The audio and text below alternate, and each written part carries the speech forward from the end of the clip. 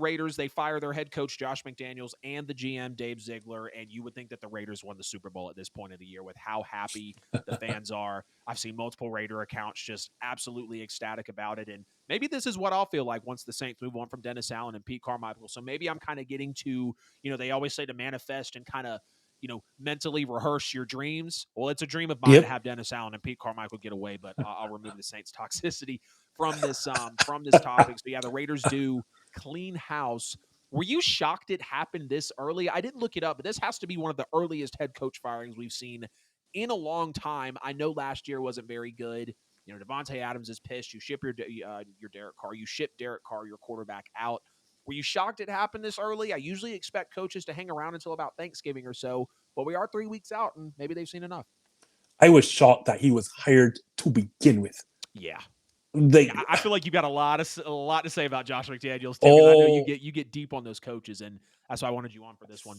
oh, for sure. Like the first thing is right. Like, no, I was not shocked because when we heard about that player-led meeting, right, that was like you had to know that he was not going to survive that because, and then you heard Devontae for 3 straight weeks bemoaning his role in the offense, and it's Yep. crazy. Like, did you realize that Devontae Adams, despite changing quarterbacks, still led the NFL in touchdown receiving for the last 2 seasons? Yeah, Still, crazy. like, so this is still an elite wide receiver who got over what 2 previous weeks, not this last week, but the 2 combined weeks, 9 targets Right. over 2 weeks. Like, that's crazy. So for the moment that Devontae Adams came out, and you had to listen to Devontae Adams because you gave up a first and a second round pick for this dude. So the moment that he started, talking about his role in the offense, you had to know he was gone. And I've told you, I do not rate Josh McDaniels. Like, this is another guy who's made his career from coaching Tom Brady because the moment, like, we know about the situation where he turned on the Colts, he went to Denver Broncos and was a failure, and I don't understand why he was just given another chance to prove. And this is a guy, then, you saw how toxic he was. Your locker room Hell leader yeah. is Derek Carr. Like, for the moment that you can push out Derek Carr, right, and Darren Waller wants nothing to do with you as well, you got to get rid of that, like, because Darren of that. Waller was out of there too. Like, you get rid of your 2 locker room leaders, right? That tells me already, like, I don't have to be in that locker room or that building to know that this is just a toxic human being. And Yep. then I'm sure I can tell you as a Packer fan, but I'm sure on the outside looking in, you've never heard Devontae Adams talk this much ever in his entire life. Nah, speaking of that, Justin, I was shocked. It kind of tilted the scale for me a little bit in a way that I didn't like with Devontae Adams. He blatantly said, if I remember correctly, he did not care about the team's overall success or image. He cared about his image and his production. And he was like, y'all know who I am. You guys know what I do. I'm more for my personal stats. He said something to that extent. And I'm going to have to go look it back up so I'm not butchering it. But when he said that, I was like, wow. And, And when, when you have an elite quarterback, a four-time MVP and Aaron Rodgers throwing you footballs your whole career, and outside of one turf toe injury, you would have had X amount of consecutive double-digit touchdown years. Some of that can cover those things up. But I was shocked, and you're so right. We've never heard Devontae Adams talk this much, and we know when we start hearing superstars speak out in an organization like that. I mean, I thought Devontae could possibly get moved. You take his teammate away from him, so it's like, why the hell is he there? Maybe AOC can find a connection with him, and he probably can because Devontae is seeming like he can mesh with a good bit of people, hopefully. But yeah, him talking a lot was something that that I've was, definitely taken note of. so when he was talking, he's like, yep, it was only a matter of time. And then, as I said, like, Josh McDaniels has, you know, rested his hat on the offensive side of the ball. This is a team that has struggled so bad. You have Josh Jacobs, you had Derek Carr, but he's gone now. You had Hunter Renfrew, you have Devontae Adams, and your team is so bad offensively that the only teams that score less points than you in the league are the Patriots. And who am I looking at? It's the Patriots and the Giants. You're averaging 15.8 points per game, and you, as a head coach, are supposedly an offensive mastermind. So the answer really is no. Like, I was shocked he was hired to begin with, and I knew that he was going to be fired just around the corner. Yeah, we knew he was going to be let go this season as well. And when you bring Devontae in, you have his quarterback with him. You cut his quarterback. Josh Jacobs isn't happy. The first round pick this year looks kind of like a bust. Tyree Wilson, I don't believe, has even gotten a start yet this year, if I'm not mistaken, for the Raiders. I was shocked it happened this early, though. But hey, I also respect the aggressiveness and the honesty that this team maybe feels like they're starting to come around to. Because I mean, when you're halfway through the year and you're 3-5, like I think you know what you are. You're not going to make too many drastic changes after the trade deadline as a team, unless you bring in a guy that's clearly going to move that. And the Raiders didn't, make a move for any defensive player that they really needed or any position to really, to really fill the holes. We didn't see a lot of movement at this year's trade deadline. But I was shocked that it happened this early, and I totally agree with you that he shouldn't have been hired. We've seen these teams, multiple teams in the past go through the Bill Belichick tree and try to branch out and see how things are going to work. It doesn't necessarily fare well for all those guys outside of the tree. And Josh McDaniels at times could be a decent offensive coordinator and call plays, but when he was a head coach for the Broncos, he wasn't that great. When we saw him bounce around to other coordinator positions outside of Belichick, it wasn't really anything to be desired. And we know Mark Davis, he loves those flashy moves. Oh, let me go hire John Gruden, who was retired. Now let me go get Josh McDaniels, who was under Bill Belichick. Oh, now I'm going to go draft Alex Leatherwood because I watched the NFC champion, or excuse me, the national championship, and I think Alex Leatherwood is going to be amazing. And then you Absolutely not. draft. And that just goes to show where they're at with Mark Davis. And that's a little, testy to get into the whole owner situation because that's a lot to go through. We saw how long it took the Broncos to get sold. We saw how long it took the Commanders to finally get sold. So that'll be something to be desired. You were chiming in, though?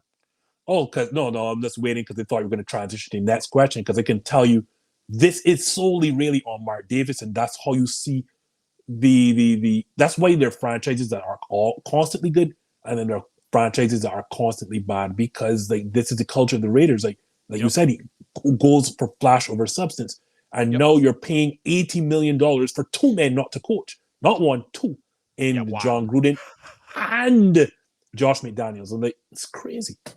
Hey, yeah, they got some depths to pull themselves out of. Now, I understand if we can't get to the GM part because GMs are kind of scouted throughout the league, and we don't necessarily have as much info on that. If you have a GM, that's great. Who do I you know. think the next head coach should be? And like I mentioned, if you have a GM, who the next GM and head coach that should be hired in your opinion? They already had the head coach and then walked through the door. That's what I tell you about these bad franchises.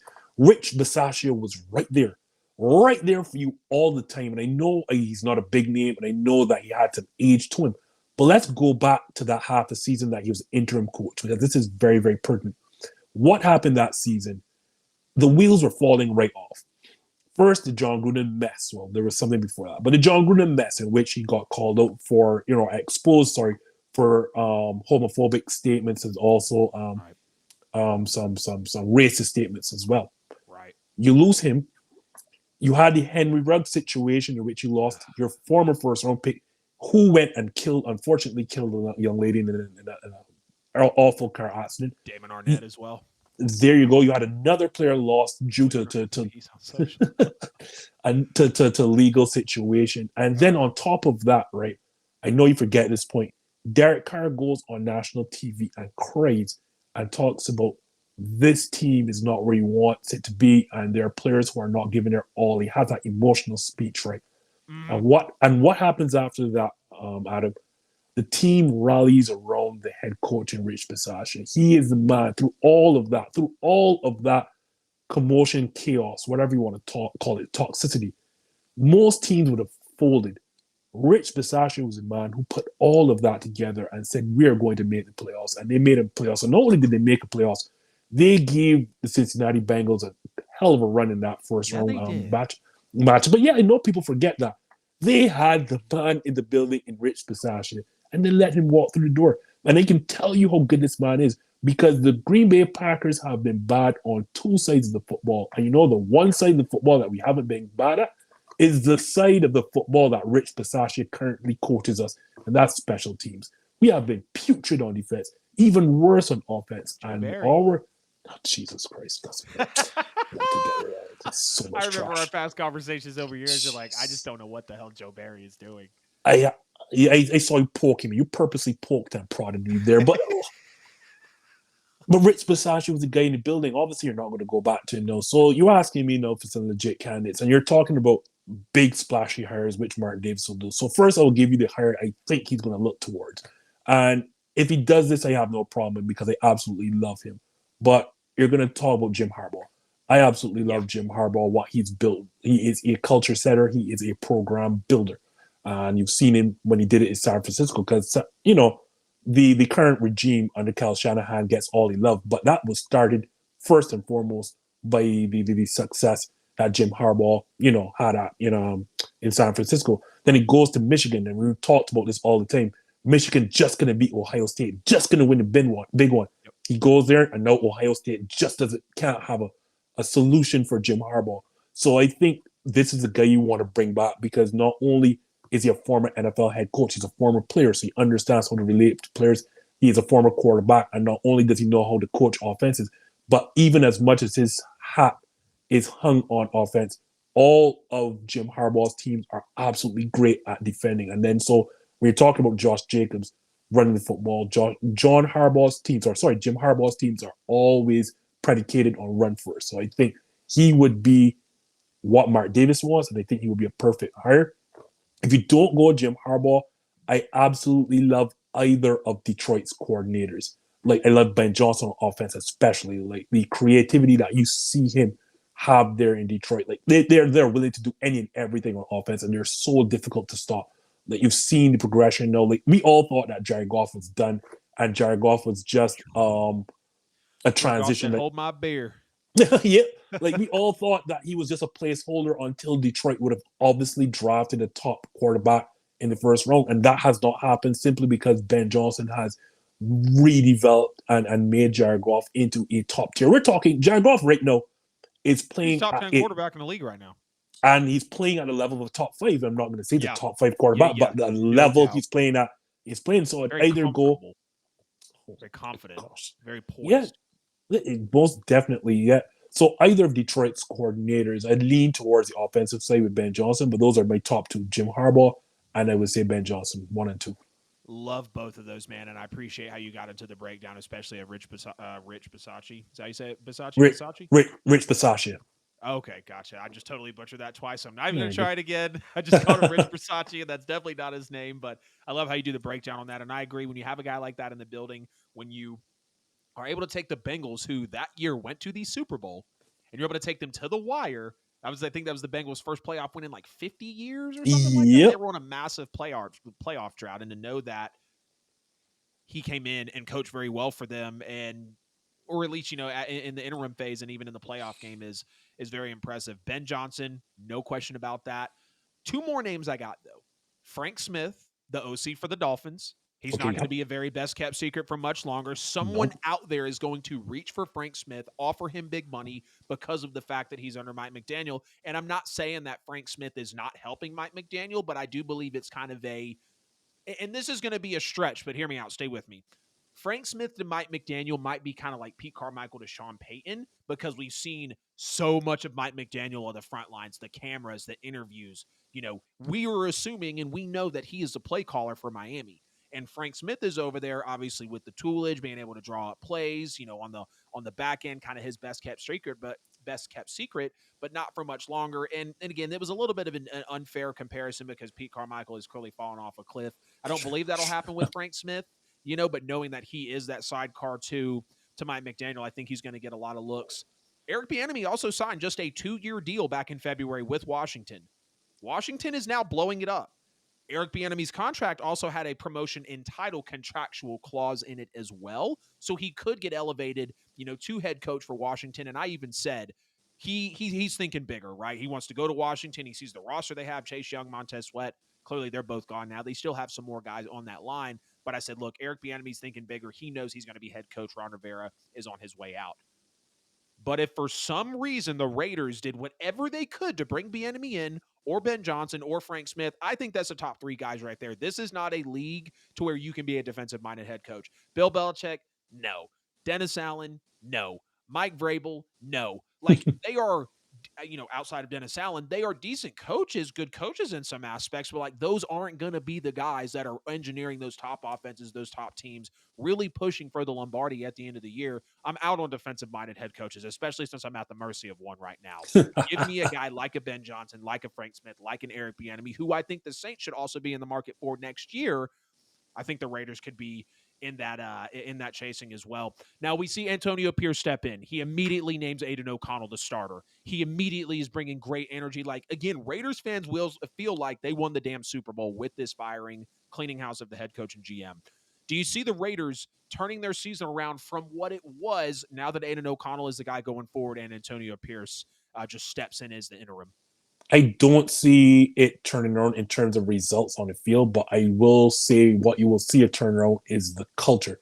And like players respect former players. It is what it is. Like, and when you're a former Super Bowl winning player like he is, like he commands a level of respect, and Right. he's already in the building.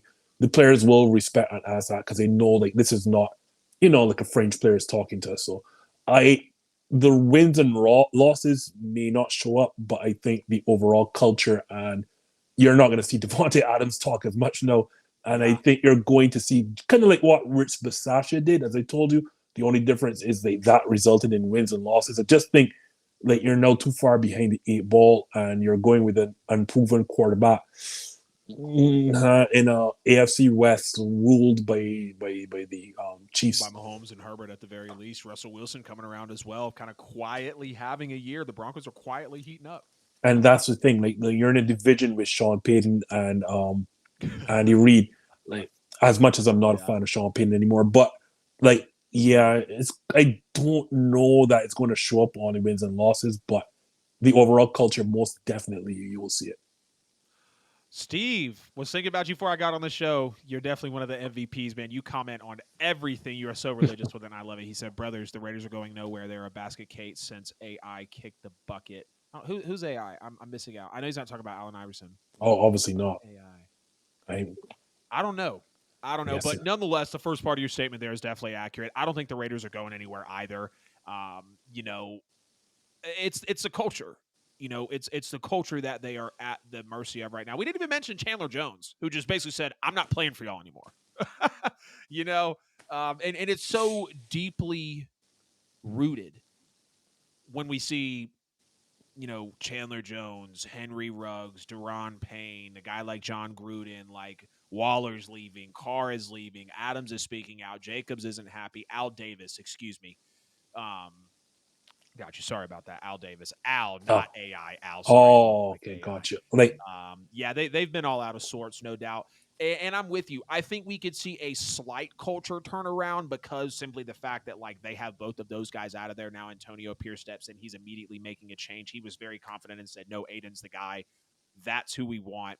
That's who we're going to go with." So yeah, I don't think it's going to be a major turnaround, but if they are winning some games, if they are at least putting a better product on the field, whether it does or doesn't reflect in wins or losses, I think the fans will feel better. It'll look like a better team, and who knows what the Raiders could possibly turn into after this. This is why we get on the show and speculate, we predict, but I would love for the Raiders to be just a back half turnaround second team. It would make the league absolutely go crazy, and I always love seeing teams just come out of nowhere, especially like we've seen in recent years.